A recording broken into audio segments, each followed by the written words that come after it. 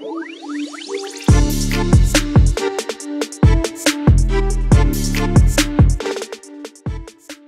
everybody and welcome back to Sweet and Sour Soccer. And guys, today we're going to be speaking about Southampton, and for good reason. Obviously Southampton made their first signing on Friday, which was, not much business has been done, has it, so far in this transfer window. I really did think it was going to be a busy one for many clubs who, obviously a lot of clubs need additions, whether that's towards the top of the table or nearer the bottom of the table. I really thought we were in for a big January transfer window. I'm still confident we're going to be, but to be honest, at the start of it, it's just been a little slow so far. But Southampton did strike already on Friday, and it does look like they're going to be set to strike again. And what's interesting is obviously Nathan Jones, he got his first victory on Saturday.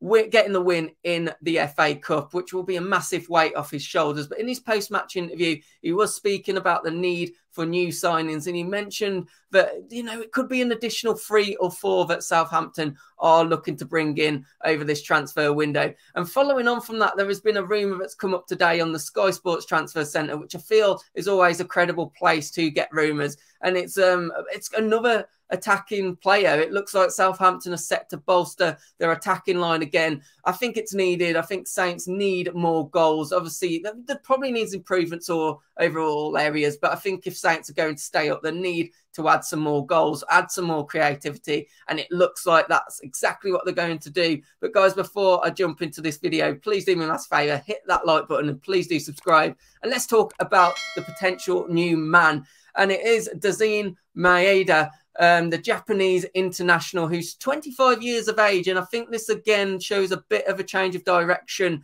for Southampton. We saw in the summer, it was plenty of young signings coming in, wasn't it? I know obviously there was Joe Aribo that came in, but there was a lot of young signings. It looked like they wanted to buy players that they could sell on or could develop at the club over time. But the problem is with that, of course, with a lot of young players, is the fact that you need that experience in there as well. One, for them to be able to play at the best that they can. And two, it's the Premier League. I just think it's a lot to ask such a young squad to obviously perform on a consistent basis. So it does look like a bit of a change in strategy from the Saints owners, which I do think are really good owners. I think maybe just their first go at a transfer window, they came in with the money, but maybe just, got the game plan a little long. But it does look like the game plan has switched. This is going to be, as I said, another attacking player. He primarily can play as a left winger, but can also play as the second striker. And that's obviously a strategy that we've seen, I guess, more under the old Saints manager, Ralph Hasenhüttl. But we have seen Saints play with 2 strikers before and a second striker. He can also play as an attacking mid, which is interesting to see because he could do either pretty well. And of course, at the moment, he does play in the Scottish Premier League for Celtic. So what more can I tell you about the player? Well, he's made 19 league appearances so far this season, of which 62 of those have been in the starting 11. He's managed to achieve 5 goals and 5 assists when, as I say, 62% have been starting 11 appearances. I feel that's a really good return. And what I like here for Saints fans is the fact that he can contribute both goals and assists. He can get the goals, but can also provide the creativity as well, which I'm sure is something which, Saints need to see. And it would be another welcome addition after the signing which was made on Friday.